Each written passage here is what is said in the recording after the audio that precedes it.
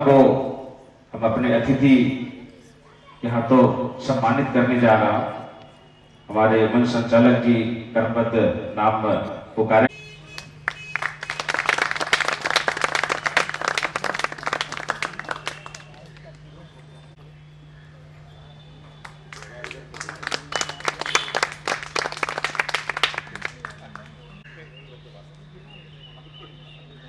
एक बार ताली बजाइए, हमारे कलाकार का हौसला बढ़ाइए।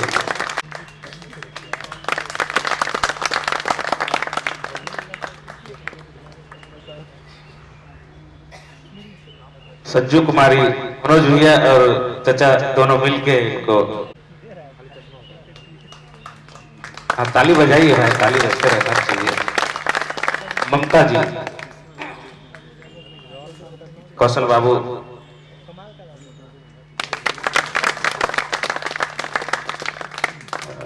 रत्ना जी,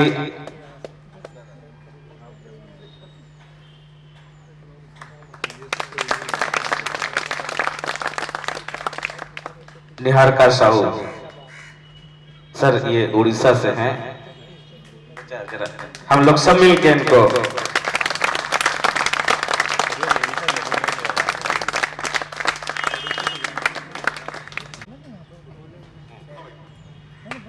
कुमारी बिंदु।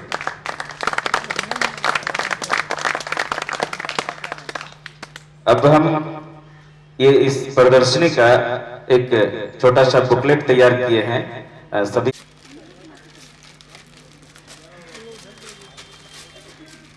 इमोशन करके बैठ जाइएगा, पीछे का फोटो होगा।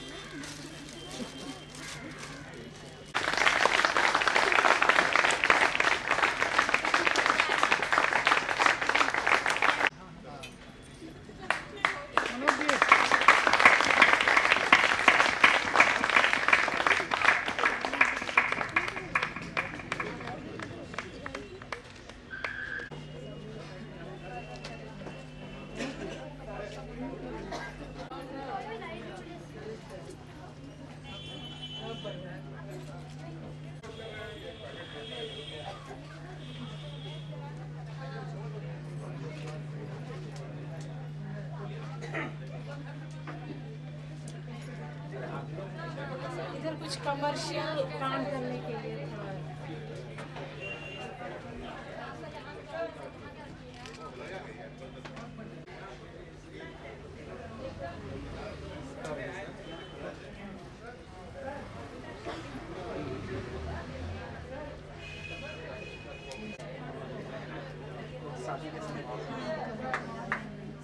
समय की कमी के कारण अगर कोई नहीं बना सके तो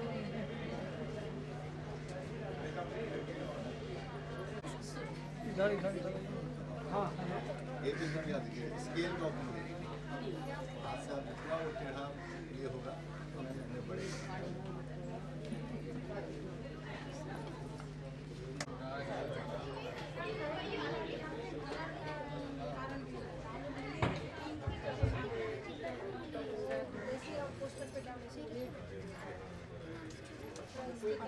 ये जो आप करेंगे आपने किया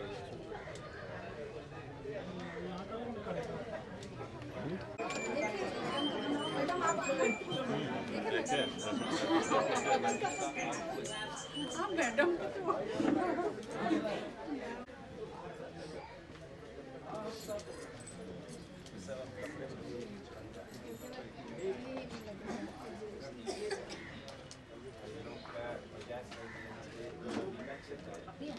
क्राफ्ट में आके तो जो गांव में केंद्र ना होता है उसको भी सूजनी बोला जाता है, उसका भी रजिस्टर्ड है क्राफ्ट।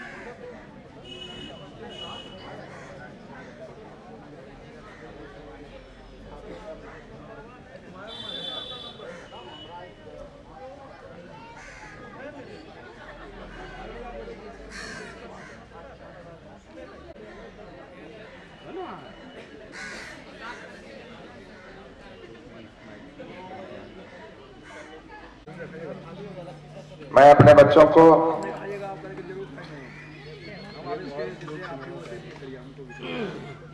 एक बात कहता हूँ अपने विद्यालय में, मॉर्निंग असेंबली में और दूसरे जगहों में जब मुझे इंटरेक्शन का मौका मिलता है,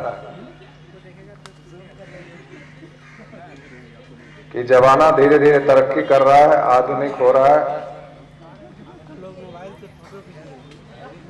पहले का जो जमाना था पुराना, उसमें धर्म, संस्कृति, मानव मूल्यों की बहुत, जीवन के सारे बिंदुओं पर बहुत जोर था। जब इंडस्ट्रियल रिवॉल्यूशन आया तो मटेरियल कल्चर बहुत आगे गया और अभी भी आगे जा रहा है।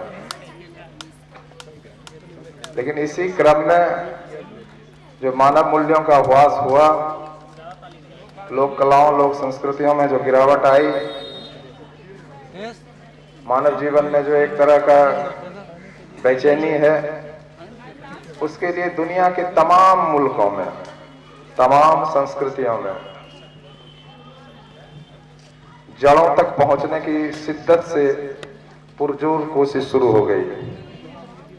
मैं अपने बच्चों को बोलता हूं कि जब एक अमीर, एक गरीब, एक सफल, एक असफल, एक करोड़पति, एक भिखारी, एक पढ़े लिखे, एक नहीं पढ़े लिखे लोगों में तुलना होती है, तो हम दूसरे वर्ग में आने वाले लोग, करोड़पति, पढ़े लिखे लोग, आईएएस ऑफिसर, नेता लोगों को बड़ा मानते हैं अमूमन। लेकिन मैं एक विकल्प आपके पास देता हूं कि दो आईएएस ऑफिसर सामने खड़े हों, दोनों के पास मर्सिडीज गाड़ी हो, दोनों समान पद पर काम करते हों, समान सैलरी लेते हों, तब आप किस व्यक्ति को अच्छा मानेंगे? जब वो समानता होती है तो हम लोग चर्चा करते हैं, अरे वो तो आईएएस कर गया, हम नहीं कर सके, वो आईआईटी कर गया, हम नहीं कर सके। लेकिन जब दो आईआईटीएन हो तब कौन बड़ा है? वैसे मेरे दृष्टिकोण में तो बड़ा छोटा वाला मामला नहीं है, लेकिन जो समाज का दृष्टिकोण है उसके लिए मैं बोलता हूं। मेरे हिसाब से, और दुनिया में चारों बगल इस बात की बहुत चर्चा है, राजीव कांत मिश्रा साहब शहर के नामचीन इंटेलेक्चुअल हैं, वो जानते हैं कि मनुष्य की पहचान उसके पद, प्रतिष्ठा, धन, इनसे कभी नहीं हुई है, कभी नहीं होती है। उनकी पहचान मनुष्य की उनकी संवेदना से होती है। आप कितने संवेदनशील हैं, इसका माध्यम है कला, संस्कृति। आज हम लोग चित्रकला के लिए इस आयोजन में सम्मिलित हुए हैं। इस बात का जरा सा गौर फरमाइए कि कितनी पुरानी संस्कृति, जब चंपा भी बन रहा था, जिसको कि अंग महाजनपद बाद में कहा जाने लगा, उस समय की एक भूली बिसरी कथा किसी न किसी तरह हमारे पूर्वजों, उनके बाद के आने वाली पीढ़ियों से अनवरत, जिस तरह गंगा की अनवरत धाराएं हिमालय से निकलकर सागर तक जा रही हैं, ये कथा एक पीढ़ी से दूसरी पीढ़ी तक आकर 21वीं सदी में पुनः प्रस्फुटित हो रही है। और इसमें आप कलाकारों का, महिला कलाकारों का और उनके सूत्रधार मनोज पंडित जी का मैं विशेष रूप से शुक्रगुजार हूं कि आपने उस जीवंत संस्कृति को पुनः जीवंत किया है, पुनर्जीवित किया है, और संवेदना के नए स्तर पर जड़ों तक पहुंचने की जो शिद्दत से आपने पुरजोर कोशिश की है, उसको मेरी ओर से हार्दिक बधाई एवं साधुवाद। एक चीज, यह कार्यक्रम इतना अच्छा इसलिए बन पड़ा है कि डॉक्टर राजीव कांत मिश्रा जी का जो ये पूरा का पूरा घर है, और उसमें जो ये उपवन और वाटिकाएं हैं, ये जो चित्रकला प्रदर्शनी का जो प्रसाल है, सब इतना ही मोहक है।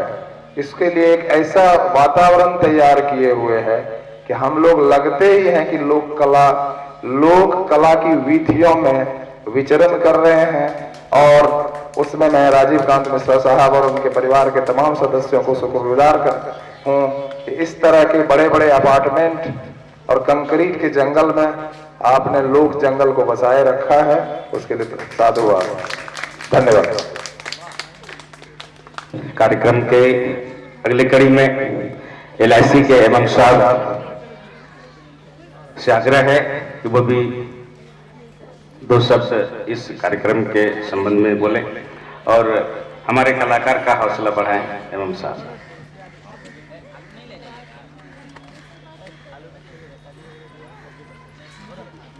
मंचासीन सारे अतिथि वृंद और इस सभा में उपस्थित सारे कलाकार, सारे विद्यार्थी और अन्य अतिथि वृंद, ये जो कला है ये मेरे लिए बहुत नया है।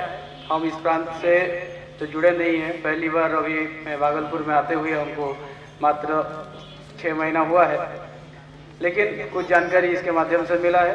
मनोज जी जो हमारे गुरुजी हैं उनके तरफ से हमको कुछ जानकारी इस कला के बारे में मिली है, जिसके और जो उनके विद्यार्थी वृंद है उन्होंने बहुत अच्छा यहाँ पे अपना कला का प्रदर्शन किए हैं। मैं सबको बधाई देता हूँ। कला जो है एक मनुष्य के साथ में जुड़ा हुआ है, हर युग में रहा है, हर काल में कला रहा है, ये आगे चलता रहेगा। हमारे संस्कृति से ये जुड़ी हुई है, लेकिन कुछ कला धीरे धीरे विलुप्त हो रहा है क्योंकि हमारा संस्कृति चेंज हो रहा है, हमारा टेस्ट चेंज हो रहा है, हमारे लोगों का प्रेफरेंस चेंज हो रहा है, तो कला भी साथ साथ में बदलता रहता है। जो कला समय के साथ में नहीं बदल पाता है अपने आप को, जो भी चीज़ें दुनिया में कोई भी चीज़ ऐसा नहीं है कि इटरनल है, सारे चीज़ें जो समय के साथ साथ अपने आप को बदलते रहते हैं, कुछ कुछ इसमें नएपन आता है और लोग समाज के साथ जुड़े हैं। जैसे कि मंजूषा आर्ट है, ये एक पुरानी कथा के साथ में जुड़े हैं, जिसको हम लोग इसको रिलेट करते हैं चंद सौदागर जो उनके कहानी से। और धीरे धीरे क्या होता है कि हमारे जो नए पीढ़ी हैं इनके पास में अगर ये कथा नहीं पहुंचती है तो ये अपने आप को इस कला से जोड़ नहीं पाते हैं। तो ये जो लिंक है हमारे परिवार में, इसको दर पीढ़ी इसको बढ़ाने की ज़रूरत है। अपने बच्चे लोगों को इसकी जानकारी देनी होती है, तभी आगे बढ़ता है। और साथ साथ ये भी सोचे, मुझे बहुत इसमें मेरा तो नॉलेज नहीं है, लेकिन हम ये सोचते हैं कि अगर जो सामूहिक जो समाज है इसके जो चीज़ें हैं इसके साथ में अगर कला जुड़ता है तो तुरंत नए पीढ़ी इसको एक्सेप्ट कर पाता है, जो कि पुराने को चला के रखने साथ साथ में हमको नए भी कुछ अपनाना चाहिए और एक दूसरे का कला को भी हम लोग बढ़ावा देते हैं। ये कला को हम जैसे बाहर पहुंचाते हैं, अंग का कला हो या आपका मंजूषा है, ये हम बाहर पहुंचाने की बात करते हैं, तो हमारे पास में भी बाहर से कुछ कलाएं आती हैं। तो सारे कोई कला अलग नहीं है, कलाकार सब लोग कलाकार हैं, सब कला का अपना अहमियत है। इसको हमको आगे बनाए रखना होगा, बढ़ाते रहना होगा। बहुत सारे प्रांत में, यहाँ बिहार में मधुबनी भी चित्रकला है, हमारे उड़ीसा में भी काफ़ी पट्टचित्र है और बहुत सारे गांव में भी कलाएं होती हैं जो अपना डिफरेंट जो पर्व के साथ में जुड़े हुए हैं। कुछ पर्व हैं, शादी है, अपने अपने जगह पे सारे कला का महत्व रहती है। तो ये जो है हमको अपने पेरेंट्स से, उनके ग्रैंड पेरेंट्स से ये हमारे पास में आई है, तो ये कला को आगे भी हमको चलाए रखना है। हमारे बच्चों में इसका प्रवृत्ति बजाय रखना है कि लोग भी इसको सीखें और इसको आगे ले चलें, इसका अहमियत को समझें, क्योंकि जब तक इनको इसका अहमियत की पता नहीं चलेगी तो वो इसको अपनाएंगे नहीं, पहली बात है। और इसके साथ में रोजगार को भी जोड़ा जाता है। कोई भी चीज़ का प्रसार के लिए रोजगार, जैसे कि अपना डॉक्टर राजीव जी कहे हैं, तो अगर रोजगार नहीं मिलेगा तो लोग नहीं जुड़ेंगे। पहली बात है रोजगार, तो रोजगार के लिए कला को आम जनता तक पहुंचाना है। आम जनता तक कैसे पहुंचेगी, इसका 2 चीज़ हैं, ये उपलब्ध होनी चाहिए। मुझे अगर मंजूषा पेंटिंग खरीदनी है, कहीं जगह होनी चाहिए, हम वहाँ खरीदें। इसका कॉस्ट भी देखना होगा, मूल्य भी एक बहुत इंपॉर्टेंट चीज़ें होती है, क्योंकि आजकल जो साइंस के ज़माने में या बहुत सारे टेक्नोलॉजी के साथ में इतना सस्ते में चीज़ें आ रहे हैं, तो उसके साथ में पारंपरिक कला को कम्पीट करना भी कठिन होता है। तो ये चीज़ को हमको देखना है, तो जब मास प्रोडक्शन होगा, मास सेल होगा, तब ये कला हमारा आगे चल सकता है। और मैं यही कहूँगा कि आप लोग अपना कला को बनाए रखें, इसको बढ़ाए रखें और आगे चल के अगले पीढ़ी में भी ये चलता रहे। इसी के साथ में मैं सबको फिर बधाई देता हूँ। धन्यवाद। मंजूषा पेंटिंग की प्रदर्शनी लगाई गई है और बिल्कुल नवोदित कलाकार द्वारा बनाया गया यह प्रदर्शनी है। और खास करके भागलपुर में ही नहीं, पूरे काजागंज प्रदेश में जो मनोज जी ने ये मंजूषा चित्रकला के विकास के लिए जो काम किए, इनसे मैं लगभग 10 साल से मेरा जुड़ाव हुआ है और एक एक बारीकी मतलब मंजूषा के संघर्ष के बारे में बताते हैं। और इस पेंटिंग के बारे में मैं इतना ही कहूंगा कि यह बिल्कुल नारी संघर्ष की गाथा है और लोक गाथा पे आधारित यह चित्र है। और इसमें मतलब शुरुआती दौर से अब तक खास करके महिला कलाकारों का काफी योगदान रहा है। और मैं बता दूं कि पिछले हम लोग और उसमें मनोज जी भी शामिल हैं, एक भागलपुर में कार्यक्रम होता है भागलपुर रंग महोत्सव, जो इस बार 23, 24, 25 नवंबर को कला केंद्र में आयोजित होने जा रहा है। उसमें वर्ष 2012 से ही पूरा स्टेज का डिजाइनिंग मनोज जी किए थे और लगातार कर रहे हैं। और साथ ही जो भी हम कलाकार को देते हैं तो रंग महोत्सव का हमारा लोगो ही मंजूषा पेंटिंग पर आधारित है। मेन हमारा जो लोगो है वो मंजूषा का होता है। और पिछले साल लगभग 9 स्टेट के कलाकार आए थे और बहुभाषीय लघु नाटक लोक नृत्य की प्रस्तुति होती है। तो इस बार भी हमारी कोशिश रहेगी और इस बार पहले ही निर्णय लिया जा चुका है कि अन्य खास करके जो हमारे अतिथि आएंगे विभिन्न प्रदेशों से, उसको इस कला से परिचित कराने के लिए 3 दिन तक कला केंद्र में ये मंजूषा पेंटिंग की प्रदर्शनी भी लगने जा रही है। और मनोज जी से मैं आग्रह करूंगा कि बिल्कुल नवोदित कलाकार जो हैं उनके बनाए चित्रों को भी लेकर के आए